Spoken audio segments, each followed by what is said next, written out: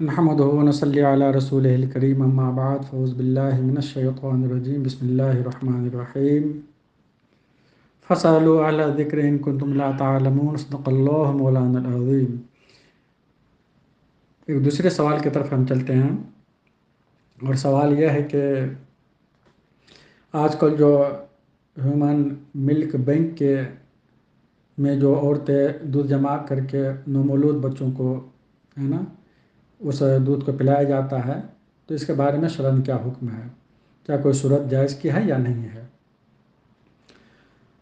اس بارے میں شرعی جو حکم ہے وہ یہ ہے کہ ہیومن جو ملک بینک کا یہ جو کھولنا ہے نا، شرعاً تو پہلی بات یہ جائز ہی نہیں ہے، کیونکہ ہیومن ملک بینک کا یہ قیام جو ہے یہ اسلام کے احکام رضاعت کے خلاف ہے، اور جو اسلام کے خلاف ہو وہ جائز نہیں ہے۔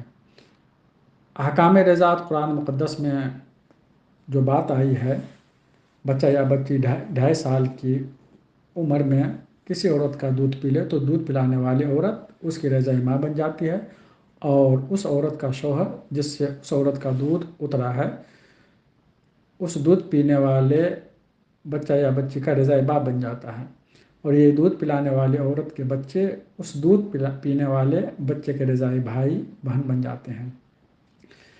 تو یہ کیا ہوا؟ نسبی ماں باپ سے نکاح جس طرح کرنا حرام ہے، اسی طرح نسبی بھائی بہن کا آپس میں نکاح کرنا بھی حرام ہے، اسی طرح رضاعی ماں باپ سے نکاح کرنا بھی حرام ہے، اور رضاعی بھائی بہن سے بھی نکاح کرنا حرام ہے۔ قرآن مقدس میں تفصیل ہے اس کے بارے میں۔ اس کے بعد میں یہ سورۃ النساء میں تفصیل ہے، آپ پڑھ سکتے ہیں۔ اس کے بعد میں ایک حدیث پاک میں ہے، یہ موطا امام محمد کی حدیث ہے، یحرم من الرضاعۃ ما یحرم من الولادہ، ہر وہ رشتہ جو ولادت کے تعلق سے حرام ہے رضاعت سے بھی حرام ہو جاتا ہے۔ صحیح مسلم میں اسی طرح کی حدیث ہے کہ رضاعت بھی ان رشتوں کو حرام کر دیتی ہے جن کو ولادت حرام کر دیتی ہے۔ تو حاصل کلام یہ ہوا کتاب و سنت کی روشنی میں کہ ہیومن ملک بینک میں جو دودھ جمع کرتے ہیں، اور اس دودھ کو پتہ نہیں کتنے بچے پیتے ہیں اور کتنے عورتوں کے دودھ اس میں ہوتے ہیں، اور اس دودھ پینے کے بعد میں ممکن ہے کہ 2.5 سال تک پیتے ہوں، آپس میں انہی بچوں کی شادی ہو جائے، اور تو یہ تو بالکل شرعاً جائز نہیں ہے، اور پھر ان کا امتیاز کرنا بھی نہ کے برابر امتیاز کر ہی نہیں سکتے ہیں۔ اور دوسری بات یہ ہے اس میں کہ یہ دودھ 2 طرح سے جمع کیے جاتے ہیں، ایک تو پیسہ لے کر کے، اور دوسرا بغیر پیسے کے۔ بغیر پیسے کے اپنی خوشی سے عورتیں دودھ جمع کرواتی ہے، اور دوسرا اس کا دودھ خرید کر ہیومن ملک بینک میں جمع کیا جاتا ہے۔ عورتوں کا دودھ بیچنا یا خریدنا یہ ناجائز و حرام ہے، چونکہ انسان جو ہے عزت والا بنایا گیا ہے، یہ جائز نہیں ہے کہ اس کے بدن کا کسی حصے کو بیچا جائے، خرید و فروخت کیا جائے۔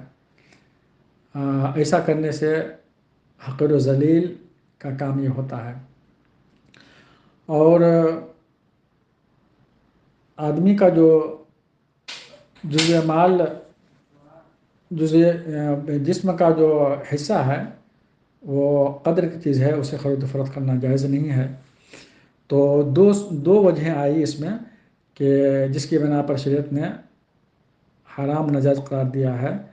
ایک تو یہ کہ امتیاز کرنا مشکل ہے، اور دوسرا یہ کہ انسانی جسم کے کسی بھی چیز کو بیچنا جائز نہیں ہے۔ اللہ رسول عالم بالصواب۔